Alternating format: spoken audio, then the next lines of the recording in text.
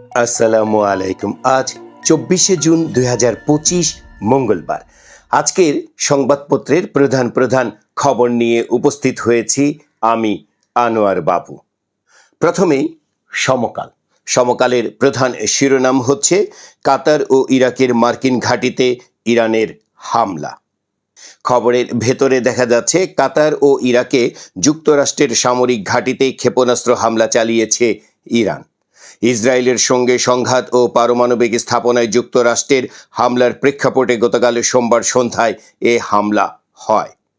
ইরানের আধা সরকারি বার্তা সংস্থা তাসনিমের বরাত দিয়ে আল জাজিরা এ খবর জানায়। কাতারের রাজধানী দোহার কাছে বড় বিস্ফোরণের শব্দ শোনা যায়।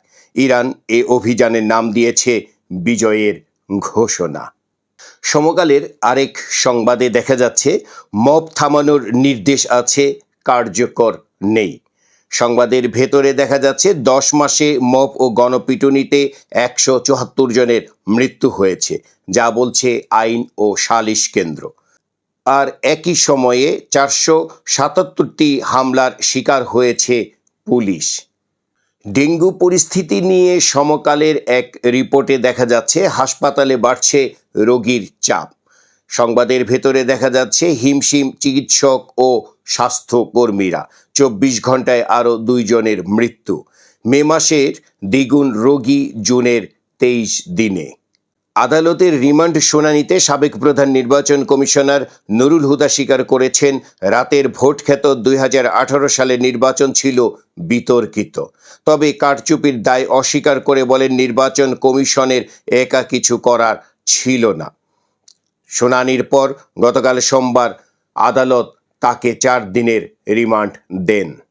এবার আজকের পত্রিকা। আজকের পত্রিকার একটি সংবাদে দেখা যাচ্ছে সাবেক এমপি বিপ্লব ও তুহিন কারাগারে। সংবাদের ভেতরে যা দেখছি তা হচ্ছে মুন্সিগঞ্জ 3 আসনের সাবেক সংসদ সদস্য মোহাম্মদ ফয়সাল বিপ্লব, সংরক্ষিত নারী আসনের সাবেক এমপি সাবিনা আক্তার তুহিন ও ইসলামী ব্যাংক বাংলাদেশ পিএলসির সাবেক ব্যবস্থাপনা পরিচালক মোহাম্মদ মনিরুল মৌলা সহ 7 জনকে গ্রেপ্তার করেছে ঢাকা মহানগর পুলিশ। গত রোববার রাতে ঢাকার বিভিন্ন এলাকা থেকে তাদের গ্রেপ্তার করা হয় বলে জানিয়েছে ডিএমপি। এমপিওভুক্ত শিক্ষক কর্মচারীদের 1500 টাকা কমপক্ষে এই বেতন বাড়ছে। আজকের পত্রিকার আরেক খবরে দেখা যাচ্ছে জাতিসংঘের তত্ত্বাবধানে নির্বাচন চায় জামায়াতে ইসলামী। সাবেক পররাষ্ট্রমন্ত্রী হাসান মাহমুদ ও তার স্ত্রীর নামে 2টি ফ্ল্যাট ক্রোক এবং 22টি ব্যাংক হিসাব অবরুদ্ধের নির্দেশ দিয়েছে আদালত। বড়পুকুরিয়া থেকে কয়লা উত্তোলন সাময়িক বন্ধ ঘোষণা করা হয়েছে গতকাল। শরীয়তপুরের সাবেক জেলা প্রশাসকের বিষয়ে তদন্ত কমিটি গঠন করা হয়েছে। জাতীয় পরিচয়পত্র সেবায় অনিয়ম, তথ্য সংশোধনে দুর্নীতি ও হয়রানির অভিযোগে এবার একযোগে দেশের 13 জেলা নির্বাচন অফিসে অভিযান পরিচালনা করেছে দুর্নীতি দমন কমিশন। গতকাল সোমবার সকালে দুদকের বিভিন্ন জেলা থেকে এসব অভিযান পরিচালনা করা হয়েছে। এবার প্রতিদিনের বাংলাদেশ। প্রতিদিনের বাংলাদেশের প্রধান শিরোনাম হচ্ছে ইরানের পাশে থাকবে রাশিয়া। গতকাল চাকরিচ্যুত বিডিআর সদস্যরা শাহবাগ অবরোধ করে, এতে যান চলাচলে শুরু হয় দুর্ভোগ। চেয়ারম্যানের অপসারণের দাবিতে এনবিআরে শনিবার থেকে শাটডাউন ঘোষণা। এবার ইত্তেফাক। ইত্তেফাকের অন্যতম একটি খবর হচ্ছে সাবেক সিইসি নুরুল হুদাকে লাঞ্ছনা, মবের বিরুদ্ধে কঠোর হওয়ার তাগিদ। এ বিষয়ে আইন শৃঙ্খলা রক্ষাকারী বাহিনী ব্যবস্থা নেবে বলে বলছে স্বরাষ্ট্র উপদেষ্টা। অপরদিকে বিএনপির স্থায়ী কমিটির সদস্য সালাউদ্দিন আহমেদ বলেছেন বিএনপির কেউ জড়িত থাকলে তাদের বিরুদ্ধেও ব্যবস্থা নেওয়া হবে। আইন ও সালিশ কেন্দ্র বলছে এটি আইনের শাসনের প্রতি অবমাননা।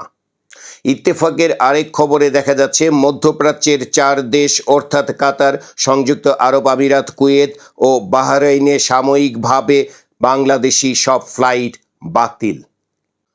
ইত্তেফাকের আরেক খবরে দেখা যাচ্ছে ওয়াল স্ট্রিট জার্নালের প্রতিবেদন, যুদ্ধ শেষ করতে চায় ইসরায়েল, ইরানের কাছে বার্তা। রাশিয়ার প্রেসিডেন্ট পুতিন বলেছেন ইরানের উপর হামলা একেবারেই বিনা উস্কানিতে আগ্রাসন। গতকাল রাত 10:30টার দিকে বাংলা মোটরে এনসিপি কার্যালয়ের সামনে ককটেল বিস্ফোরণ, এতে 3 এনসিপি নেতা আহত। প্রতিবাদে বিক্ষোভ মিছিল করেছে এনসিপির নেতাকর্মীরা। যুগান্তরের অন্যতম একটি খবর হচ্ছে, আওয়ামী লীগের পাতানো নির্বাচনের দোসর বিতর্কিত 3টি ইসির সবার পাসপোর্ট বাতিল। তালিকায় রয়েছেন সাবেক সিইসি রকিব উদ্দিন, নুরুল হুদা, হাবিবুল আওয়াল সহ 15 জনের নাম। এই ছিল আজকের সংবাদপত্রের প্রধান প্রধান খবর। আমাদের এই ভিডিওটি যদি আপনাদের ভালো লাগে তাহলে একটি লাইক দিন, আপনার কমেন্ট জানান, আর অন্যদের দেখার জন্য বেশি বেশি করে শেয়ার করুন। আমাদের প্রতিদিনের সংবাদপত্রের খবর যদি দেখতে চান তাহলে আমাদের চ্যানেলটি সাবস্ক্রাইব করুন।